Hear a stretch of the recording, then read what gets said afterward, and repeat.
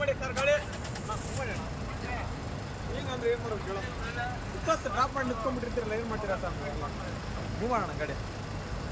ಹಂಗಲ್ಲ ಎಕ್ಸಿಟ್ ನಿಲ್ಲಕ್ಕೆ ಹೋಗ್ಬಿಡ್ದು ಆಯ್ತಾ ಅದಕ್ಕೆ ಹೇಳ್ತಾ ಇರೋದು ನಿಮಗೆ ಮೂವ್ ಮಾಡು ಗಾಡಿ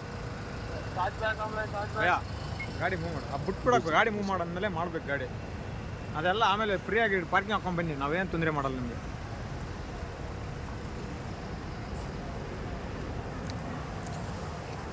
ಸರ್ ಗಾಡಿ ಮೂವ್ ಮಾಡಲ್ಲ ಲೆಫ್ಟಲ್ಲಿ ಹಲೋ ಹಲೋ ಸರ್